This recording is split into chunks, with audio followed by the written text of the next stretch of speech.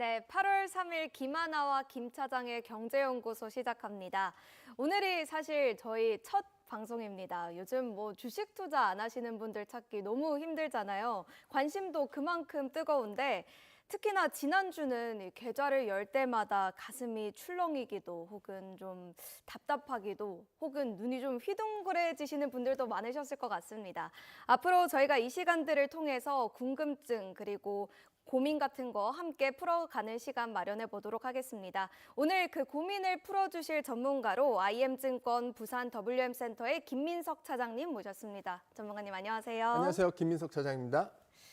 네, 먼저 아직은 너무 소소하지만 시청자분들의 출석 체크 들어와 계시다면 한번 해보도록 할게요.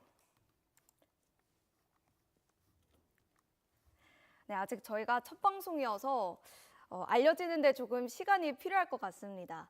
제가 그냥 개인적으로 차장님께 궁금한 거 여쭤볼게요. 네. 사실 처음 이렇게 시청자분들이랑 뵙는 자리인데 팔을 다쳐서 오셨어요. 어쩌다가 이렇게 되셨죠?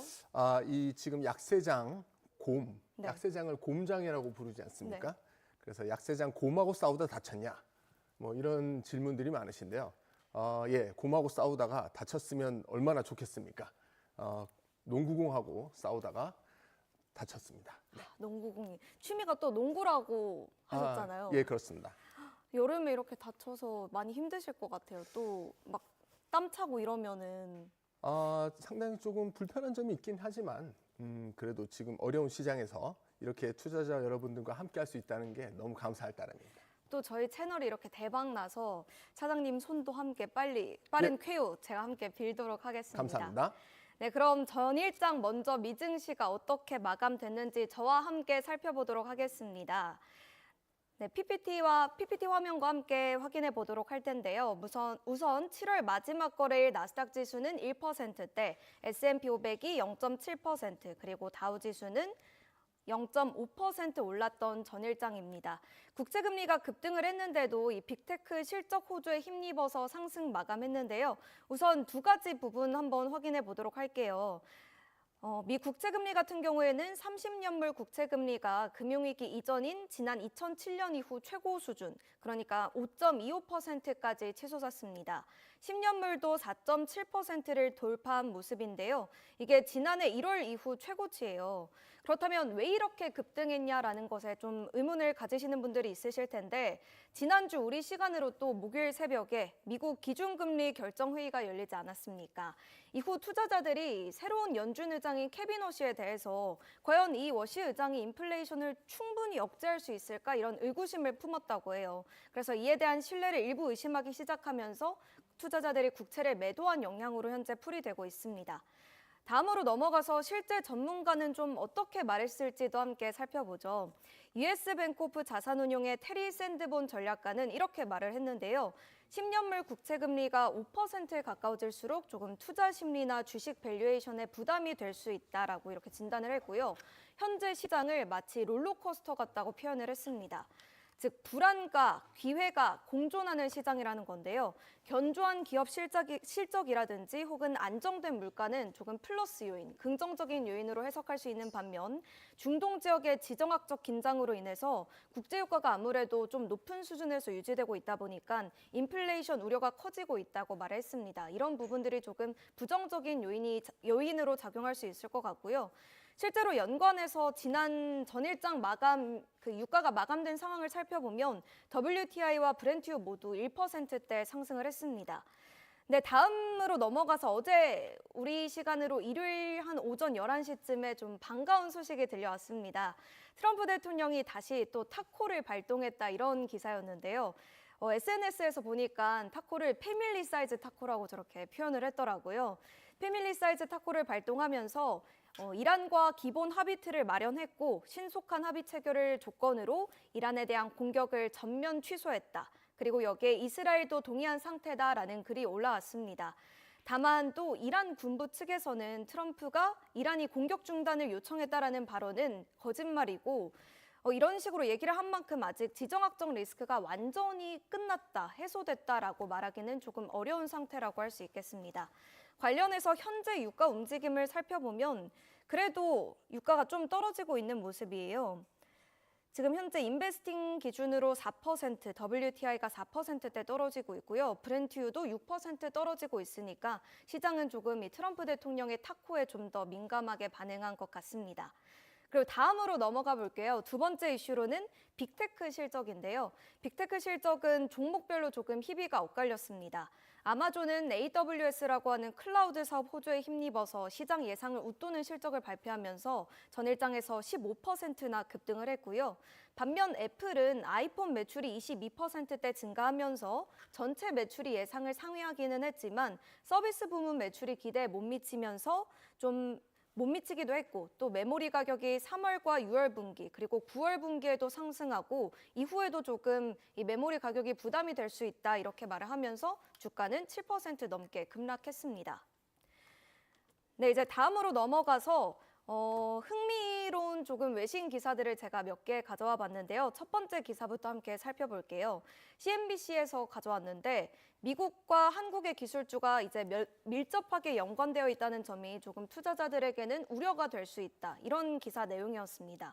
다음은 페이지로 넘어가서 관련 기사 내용 조금 더 자세하게 살펴보도록 하겠습니다.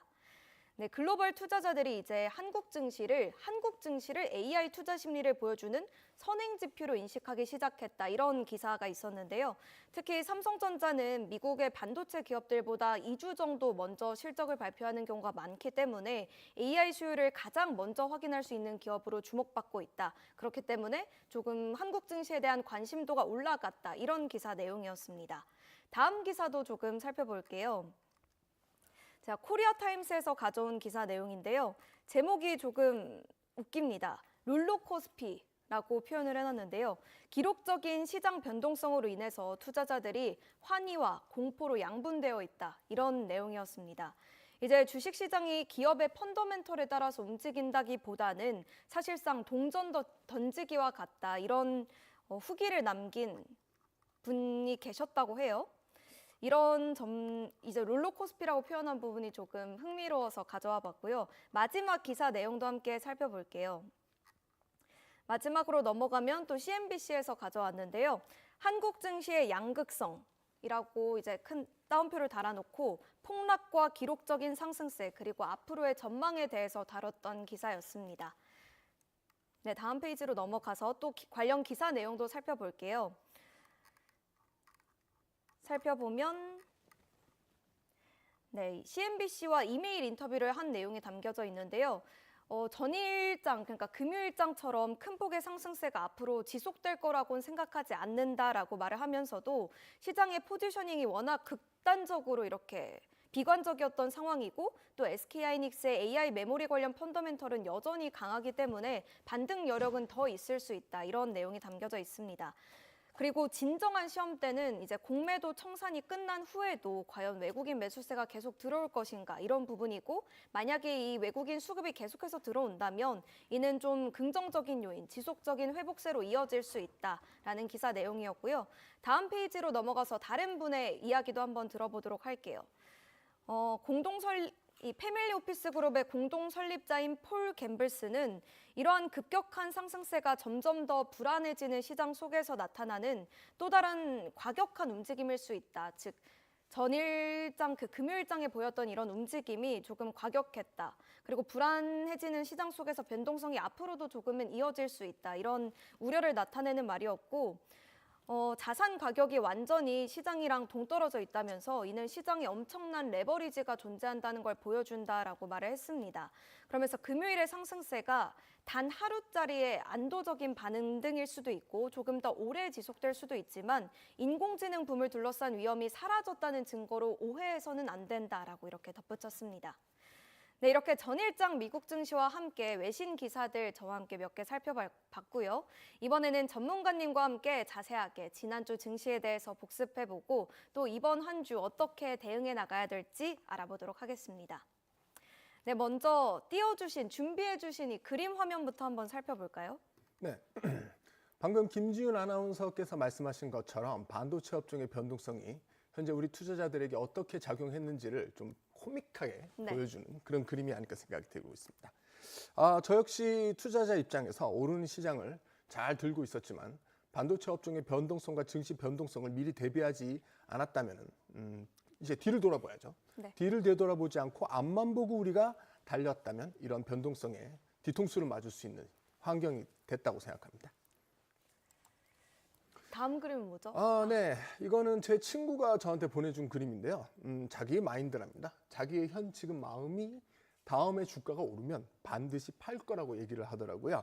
그 친구에게 제가 지난 3, 4개월 동안 이제 이익금의 절반 그리고 30% 포지션으로 시장이 오를 때 조금씩 이익 실현을 추천했었는데 팔지를 못했다고 하더라고요.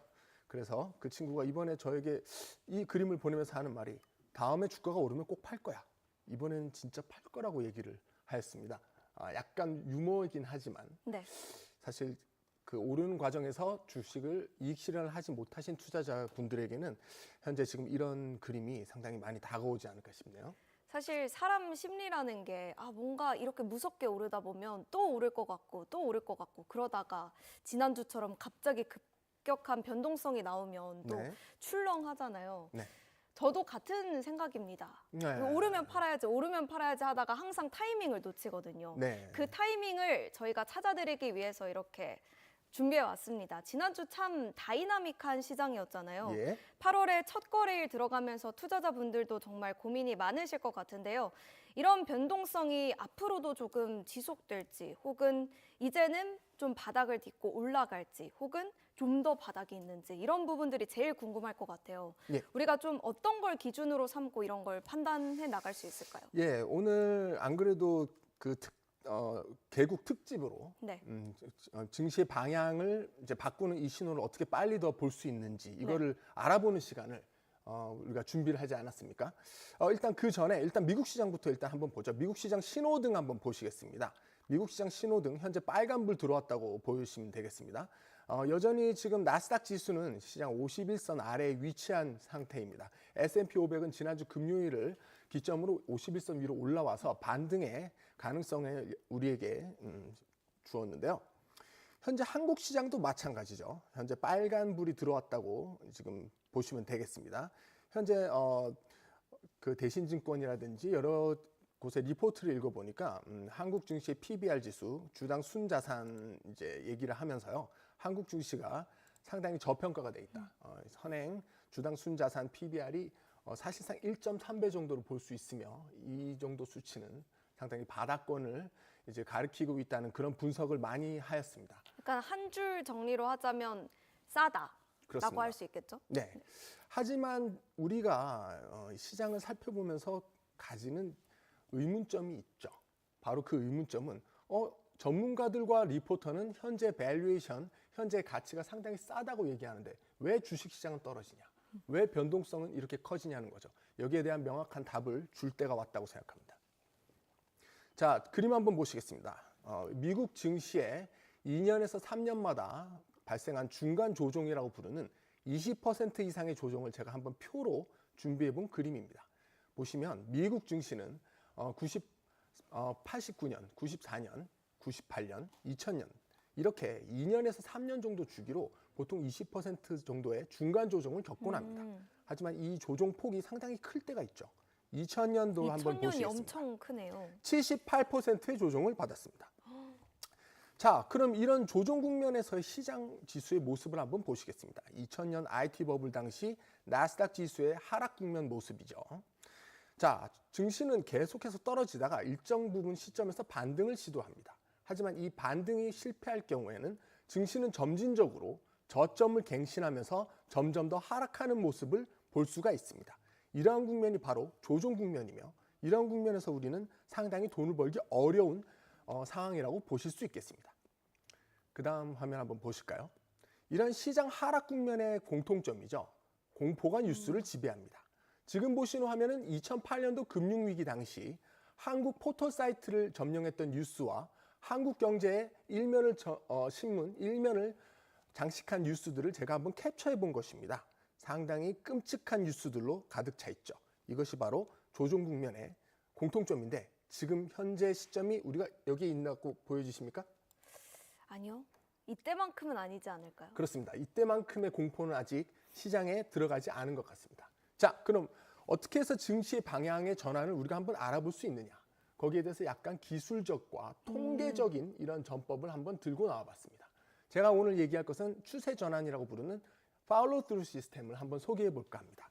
네, 이 팔로우 스루 시스템은 윌리엄 오닐이라는 투자자가 증시의 과거 100년 통계를 토대로 만들어낸 시스템입니다. 이 윌리엄 오닐은 서부의 월스트리트 저널이라고 불리는 인베스트먼트 비즈니스 데일리의 창간자이며 현재 이제 돌아가셨지만 네. 21년도 기점으로 이 신문사는 베어런스와 월스트리트와 같은 계열사인 다우에 편입이 되었습니다. 그 정도로 신뢰성이 높은 이제 신문이라고 볼 수 있는데요. 이들 연구의 결론점은 바로 이것입니다. 시장 타이밍을 잴 수 없다는 믿음은 몇몇 펀드 매니저들의 실패에서 나온 것이며 시장의 과거 50년 데이터를 분석한 결과 시장의 첫 반등 이후 4에서 일주일 상간에 나타나는 추세 전환 상승을 통해서 시장의 변화를 확인할 수 있다는 것이 윌리엄 오닐의 결론입니다. 여기서 주의할 점은 이 시스템의 성공 확률은 대략 35%에서 37%로 보실 수 있겠습니다. 그럼 좀 낮은 거 아닌가요? 35%? 예, 어쩌보면 이 확률이 낮다고 보실 수 있습니다. 하지만 우리 야구 선수를 한번 살펴볼까요? 네. 야구 타자들 중에서 제일 최고의 타자는 보통 몇 퍼센트의 확률로 안타를 칩니까? 30% 후반만 쳐도 네. 상당히 좋은 선수로 기록될 수 있습니다. 이와 같이 완벽한 시스템은 존재하지 않으며 하나의 이 지표로서 우리가 참고할 만한 하나의 기준을 갖는다는 점이 상당히 의미가 있다고 하겠습니다. 자, 그럼 이 팔로우 스루 시스템을 한번 살펴보도록 하겠습니다.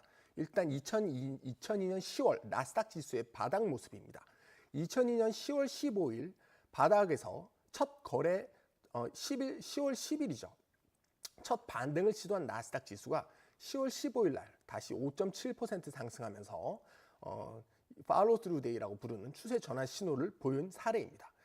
이것은 바로 시장이 저점에서 반등 시도를 한 첫날 이후에 4에서 10기간에 전일보다 많은 거래량과 함께 최소 1.25% 이상 상승한 날을 말한다고 합니다. 자, 그럼 이날 무슨 일이 벌어지는지 한번 살펴보겠습니다. 단순히 시장 지수가 올라가는 것이 아닙니다. 시장은 반등을 시도를 했으며 그리고 반등 이후에 큰 상승을 보이는 이 시점에 다음 시장을 주도하는 이베이 같은 이러한 주도주들이 부상을 한다는 특징을 가지고 있습니다. 이러한 주도주들은 이런 조정 국면에서 어떤 특징을 갖고 있냐면 시장이 계속해서 내려가는 이 시점에 이 주도주들은 시장과 비슷한 비율로 내려가지 않으며 오히려 시장보다 앞선 퍼포먼스 성과를 보이곤 합니다. 횡보라든지 시장보다 상승하는 이런 모습을 보이고 있으며 이러한 추세 전환 신호가 나타난 날에 이런 종목들이 박스권을 돌파하고 신고가를 갱신하는 이런 모습을 보인다고 보시면 되겠습니다.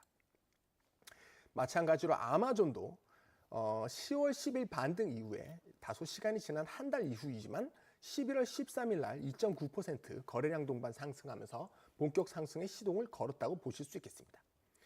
이와 같이 여러 가지 시장의 바닥 국면을 살펴보면 2003년도, 2010년, 그리고 2011년도의 공통점을 보시면 이 팔로우 스루 데이라고 부르는 추세 전환 신호를 기점으로 해서 이 시장을 주도하는 다음 타자의 주도주들이 부상했다는 점이죠. 2011년도를 보시면 마이클 코스 같은 우리에게 익숙한 가방 제조회사와 애플 이런 회사들이 신고가를 갱신하면서 나아갔습니다. 그렇다면 이런 종목들이 나아갔다는 이유만으로 리더이냐? 그렇지 않습니다.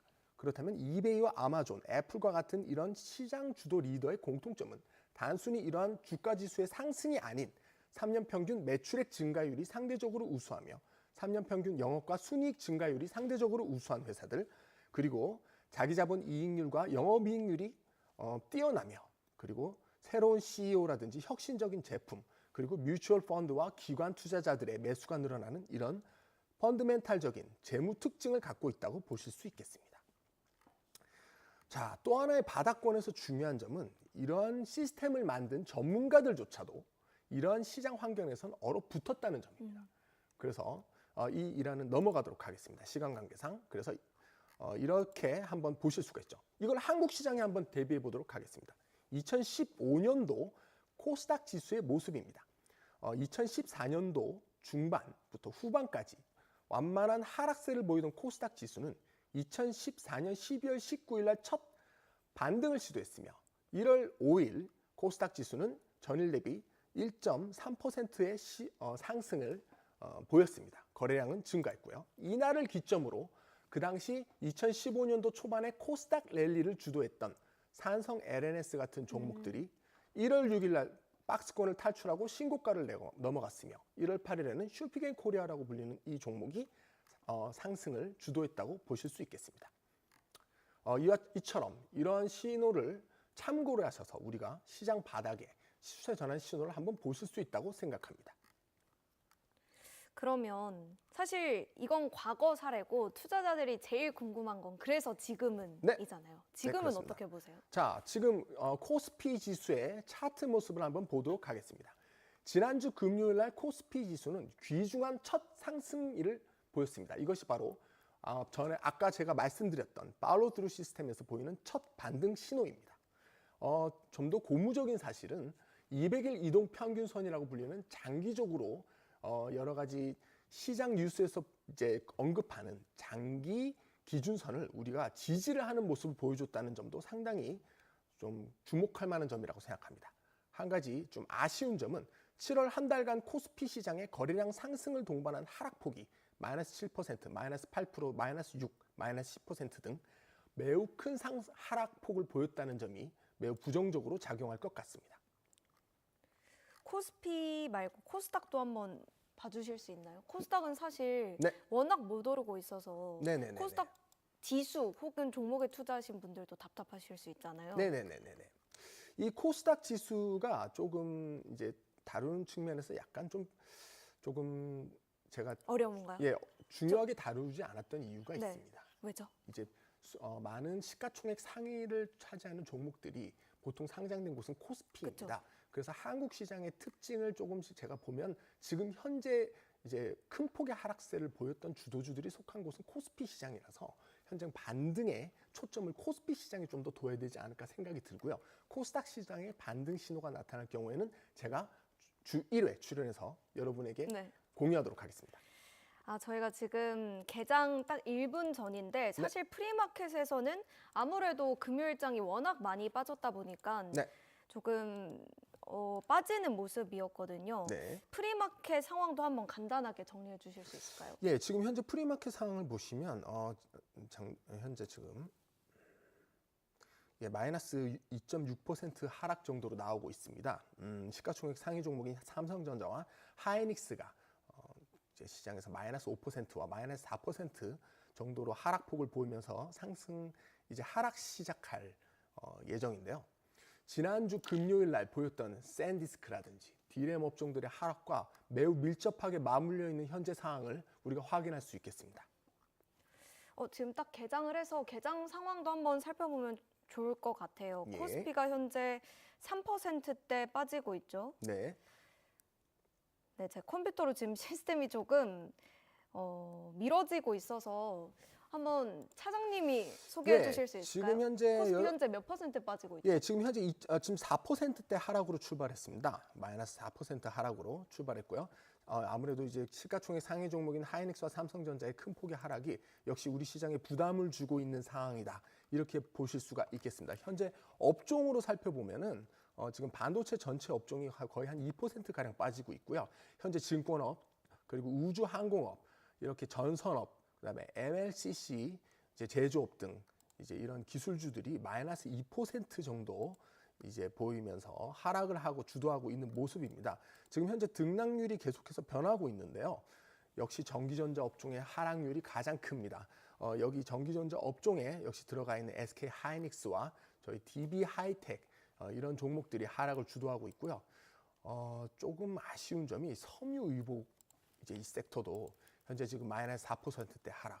어느 정도 방어적 기지로 작용할 수 있는 이런 리테일 섹터에서 마이너스가 보인다는 점이 상당히 좀 쓰라린 현재를 보실 수가 있겠습니다. 또 제일 중요한 수급도 확인해 봐야 될 것 같아요. 지금 현재 이제 수급을 한번 살펴보면은 지금 현재 외국인이 순 4천억, 5천억 원 가량의 순 매도세를 보이면서 현재 시장을 지금 매도하고 있고 개인이 대략 1조 원 가까이 장 초반임에도 불구하고 상당히 강력한 모습을 보이고 있다고 보여집니다. 그리고 코스닥도 한번 살펴볼까요? 코스닥은 지수가 한 어느 정도로 움직이고 있죠? 네, 현재 코스닥 시장은 거의 보합 수준인 마이너스 0.5% 정도 빠져서 지금 현재 거래가 되고 있습니다. 코스닥은 역시 개인 투자자들이 대략 800억 정도를 순매수하고 있으며 외국인 투자자와 기관이 각각 500억과 200억 정도로 순매도세를 보이고 있다고 보여집니다. 코스닥 시장의 업종의 현재 모습을 한번 살펴보면요. 하락세를 주도하고 있는 모습은 지금 현재 2차 전지업이 지금 현재 하락세를 거의 주도하고 있다고 볼 수가 있겠네요. 주요 종목인 에코프로가 현재 마이너스 5%대 하락세를 보이고 있습니다. 그 외에 이제 지금 섹터에서는 대략 이제 중견기업과 대형주, 코스닥의 제약과 오락, 비금속 분야, 제조 보통 지금 보합 수준에서 거래가 되고 있다고 보시면 될 것 같습니다.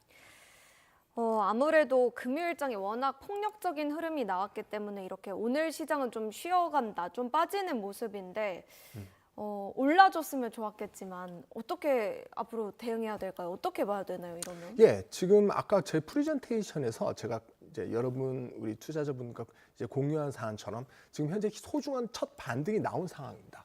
그리고 지금 아까 우리 김지윤 아나운서가 미국 시장 브리핑에서 소개하셨듯이 네. 현재 많은 미국의 언론들과 투자자들 그리고 분석가들은 한국 증시를 보는 시각이 D램 도미네이티드, D램에 지배되는 이제 증시로 보고 있다는 것이 매우 이제 특징적으로 보실 수 있겠습니다. 올 초부터 거의 3, 4개월 전부터 이제 다루고 있는 모든 뉴스와 이런 인터뷰 등에서 한국 시장을 이제 그렇게 D램에 초점을 맞춘 증시로 보고 있는데요. 안타까운 상황이지만 미국의 D램 섹터의 하락과 바로 연관돼서 우리 한국 시장의 이런 종목들이 하락하는 점 매우 쓰라린 이제 모습이지만은 지금 첫 반등이 일어난 금요일 상황과 대비해 보면 그렇게 부정적이지만은 않습니다. 그 이유는 첫 반등의 강도가 매우 강력했다는 점이고요. 그 첫 반등에 시도한 저점을 갱신하지 않는 한 코스피는 계속해서 랠리를 하고 있다고 보실 수가 있겠으며 이번 주 수요일과 목요일을 기점으로 한번 강력한 추세 전환과 함께 주도하는 성장주들이 그리고 주도주들이 다시 부상한다면 이 시장의 방향을 다시 새롭게 볼 수 있는 기회가 되지 않을까 싶습니다. 사실 우리가 국내 증시 다룰 때 좀 주의 깊게 보는 부분 중에 외국인의 수급 현황도 있잖아요. 그렇습니다. 근데 오늘 아까 이제 저희가 개장 상황을 체크해 볼 때 외국인이 조금 팔고 있었거든요. 외국인이 다시 돌아와야 될 텐데 돌아오려면 어떤 점들이 좀 트리거가 돼야 될까요? 외국인 투자자들이 순매수세를 전행해야 되는 이런 이제 그런 질문을 해주신 거죠. 조금 더 우리 아쉽지만 이 한국 증시의 이 변동성 폭이 줄어들어야 된다. 지금 현재 변동성이 너무 큽니다. 역사적인 코스피의 변동성을 한번 살펴보면은 지금 현재 변동성은 우리가 과거 코로나 때 우리가 겪었던 코로나 그 시국에 이런 변동성 지수에 못지않은 변동성을 코스피 지수가 보이고 있다는 점입니다. 이러한 점을 분명히 외국인 투자자들도 주목을 하고 있을 것이며 그리고 외국인 투자자들이 전부 다 성장 투자만 하는 것이 아닙니다. 상당히 이제 그 연기금이라든지 이런 자금들은 안정적인 이제 배당 이익이라든지 이런 안정적인 주가 흐름을 선호하는 이런 투자자들의 입장에서는 이런 큰 변동성이 상대적으로 좀 부담스럽게 작용할 수 있습니다. 그렇죠. 국내 증시에 투자하는 우리도 부담스러운데 외국인은 네. 더 그럴 수밖에 없을 것 같아요. 그리고 한 가지 더 문제점은 지금 현재 미국의 금리와 한국의 시장의 이제 금리 격차가 거의 1% 가량 벌어져 있는 이 시점은 현재 한국 증시에 외국인 투자자들이 좀 더 매수적인 측면에서 접근하기에는 다소 조금 부정적인 측면으로 작용할 수 있는 것이라고 생각합니다. 사실 지금은 좀 많이 큰 폭으로 빠지고 있지만 왜냐면 SK하이닉스가 지금 7%대 하락하고 삼성전자도 7%대 빠지는 모습이 확인되고 있습니다. 네. 금요일장에는 사실 역경을 강하게 이겨내줬던 반도체인데 네. 지금 좀 줄일 때인가요? 아니면 오늘 이렇게 하락하는 기회를 삼아서 더 담아야 될까요? 네, 우리가 팔로우 스루 시스템이라고 부르는 아까 그 추세 전환 신호를 네. 얘기하면서 우리가 이 신호가 나오기조차도 1에서 2주 정도로 관망하지 않습니까? 네. 현재 국면에서는 섣부르게 지금 움직이면 안 된다. 섣부르게 이제 특정 종목과 특정 섹터에 대해서 우리의 생각으로 그리고 우리가 가지고 있는 이 밸류에이션이라든지 이런 기술적인 지표를 토대로 해서 빠른 이제 판단을 내리기 상당히 어렵다고 생각합니다. 따라서 1, 2주 정도 상간을 투자자 여러분께서는 관망하면서 우리가 오늘 소개했던 이 추세전환 신호가 나타나는가를 한번 주의 깊게 살펴보실 수가 있으며, 이러한 추세전환 신호가 나타난 이후에 점진적으로 시장에 접근해도 우리는 늦지 않다. 그렇게 저는 분석할 수 있다고 생각합니다. 그럼 한 1, 2주 정도는 우리가 지켜봐야 된다. 지켜보자. 지수가 예. 어떻게 움직이는지. 지켜보자는 거죠. 네.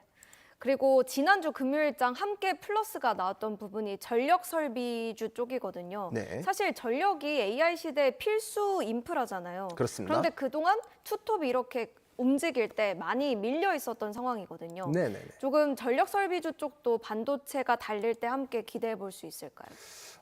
그렇습니다. 지금 현재 지난 2, 3주 정도 미국 증시에서 상당히 인상적이었던 점 하나가 네. 화학 섹터, 정유 섹터의 부상인데요. 이런 그 부상 상승의 원인을 단순히 전쟁과 연관한 유가 상승에 보는 것이 아닌 것 같습니다. 지금 현재 미국 시장의 정유주들은 서부 텍사스 지역의 페르시안 이쪽 지역에서 정유업을 하고 있는 업체들에게 주목이 돼 있는데, 이 원인은 AI 데이터 센터를 이제 직접 그 페르시안만에 짓겠다는 데 있습니다. 그래서 항상 유가와 연동해서 성과가 이제 좌우됐던 이 정유주들이, 중소 이제 이런 업체들이 현재 지금 AI 기술의 발전에 따른 AI 데이터 센터의 수혜를 보고 있는 상황입니다. 이와 더불어서 우리가 지금 방금 김지윤 아나운서께서 말씀하셨던 우리 전력 수급주들도 이런 미국 시장의 움직임과 상당히 밀접한 관계가 있기 때문에 이들의 수출 추이와 그리고 외국에서 받는 이 우리 수주의 추이를 점점 계속해서 체크를 해 나가면서 수주 추이가 변함없이 계속해서 상승하고 있다면 이러한 종목들의 반등도 멀지 않았다고 보실 수 있겠습니다. 그러면 전력 설비주를 볼 때는 수주를 함께 꼭 체크를 해봐야 된다라고 그렇습니다. 정리를 해볼 수 있겠네요. 예. 사실 그리고 투톱이 지금 주도하고 있는 시장이지만 반도체가 너무 지난주처럼 극단적으로 움직이면 너무 스트레스를 안 받을 수가 없거든요. 반도체 말고 좀 해지할 수 있는 수단 혹은 해지할 수 있는 섹터나 업종 어떤 것들이 있을까요? 네, 저는 이제 CDMO라고 부르는 네. 한국 시장에서 우리 이제 제약 섹터로 분리된 우리 이제 이 업종을 상당히 좀 한번 봐야 된다고 생각합니다. 대표적인 회사로서 우리가 삼성 바이오로직스와 줄여서 삼바라고 하죠. 네, 삼바와 우리가 이제 셀트리온 같은 업체를 한번 보실 수가 있겠는데요. 왜 이 업종들에 제가 주목하게 된 계기가 있다면, 이 시장의 하락 국면에서 상당히 강력한 움직임을 보였다는데 점수를 주고 싶습니다. 그리고 또한 지난주 삼성 바이오로직스의 주가가 이제 시장 대비해서 상당히 선방했던 이유 중에 하나는요.